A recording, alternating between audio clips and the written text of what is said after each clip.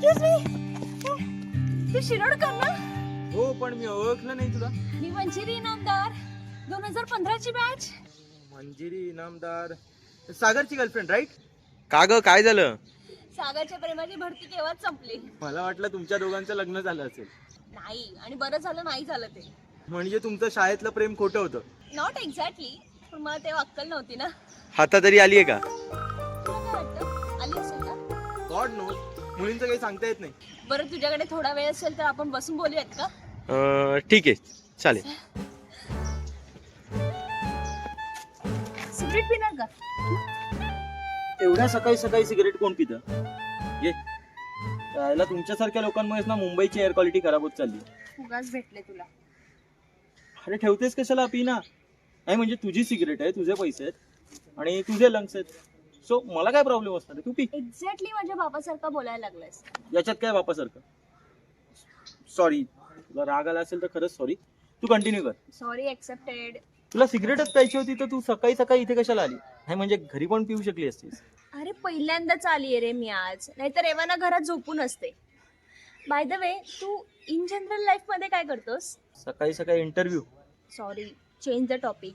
बरं मला सांग की तिसऱ्या महायुद्धाबद्दल तुला काय वाटतं? रायटर आहे मी. व्हॉट? पण स्कूलमध्ये असताना तर तू स्कॉलर होता ना, मग आता अचानक रायटर? आता तू माझ्या फादर सारखं बोलतेस? हा, सॉरी. ऍक्सेप्टेड. ए तू काय करतेस ग? मी परफ्यूम डिझायनर आहे. हे नवीन आलंय का मार्केटमध्ये? हो, नवीन नवीन ब्रँडसाठी त्यांचे परफ्यूम डिझाईन करते.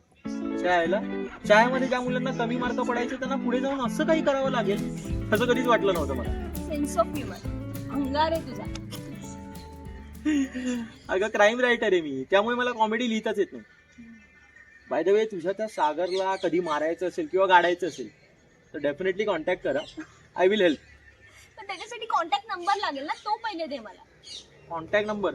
अगं बऱ्यापैकी फेमस रायटर आहे मी, इंस्टाग्रामवर सर्च शोधू शकशील मला. नाईस, करते डील. चल, मला उशीर होतो, मी निघतो आता. ए, असं काय करतोस? बस ना थोडा वेळ. बरं बोल. ते पण पटकन ना, मला उशीर होतोय घरी जायला. घाई कशाला करतोयस? इतक्या वर्षांनी भेटलोय आपण, मस्त कॉफी मध्ये जाऊया, कॉफी पिऊया. काय वाटतं तुला? नाही हा, अजिबात नाही. कॅफे मधलं वातावरण आणि तिथली लोकांना मला कायम फेक वाटत राहतं. मग मूवी बघायला जायचं का? म्हणजे तुला उशीर होणार नसेल तर. मूवी? कॅरेमल पॉपकॉर्नचे रेट परवडत नाही खिशाला आजकाल. ठीक आहे, नको जाऊया. मग तुला कुठे जायला आवडेल तिकडे जाऊया. मला आता तरी घरी जायला आवडेल. का? घरात कोणी वाट बघतंय का? नाही ग. म्हणजे अजून तुझं लग्न नाही झालंय? एवढं रिॲक्ट करू नको. एक मुलगी होती माझ्या आयुष्यात, पण लिहायला बसलो ना की सतत काही ना काहीतरी पर्सनल प्रॉब्लेम घेऊन यायची. लिहायला फ्लोच मिळायचा नाही ग. कदाचित तिच्या आयुष्यातलं तू सेंट्रल कॅरेक्टर असेल, आणि म्हणजे म्हणून ती तुला सगळ्या गोष्टी विचारून करत असेल, असंही असू शकतं. राईट.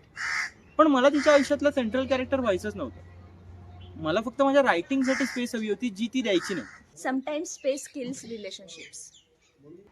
हे कुठल्या वेब सिरीज मधलं किंवा पिक्चर मधलं वाक्य आहे का ग? नाही का? कारण माझी एक्स पण असेच काहीतरी फालतू डायलॉग बोलायची.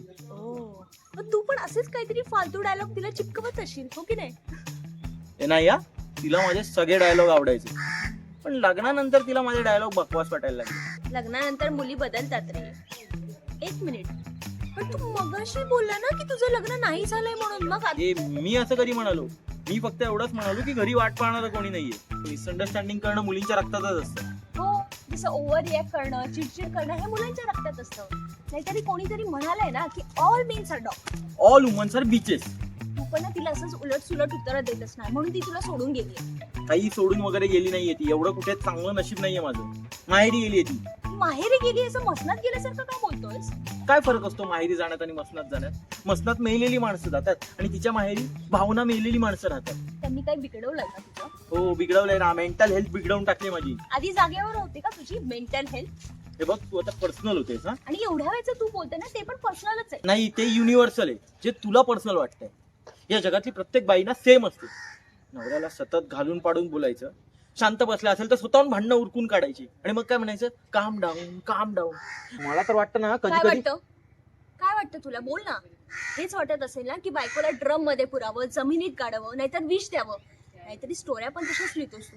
मर्डर आणि क्राईम. हे बघ, हे सगळं बायका करतात, कळलं ना, पुरुष नाही. हो, कारण तुमच्यासारखी नवरी भेटल्यावर अजून काय करणार आम्ही? काय त्रास होतो माझा तुला? दिवसभर शांतपणे लिहित बसलेला असतो मी. तोच त्रास आहे. 4 वर्ष झाली आपल्या लग्नाला, साधा शॉपिंगला घेऊन गेला नाहीयेस, मूवी दाखवला नाहीयेस, आणि कॅफे आणि रेस्टॉरंट मध्ये जायची तर वेगळीच गोष्ट. आणि काय म्हणतोस तू? कॅफे मला आर्टिफिशियल आणि फेक वाटत. मंजिरी आता अति होतंय. हा, अति तर तुझं झालंय सागर.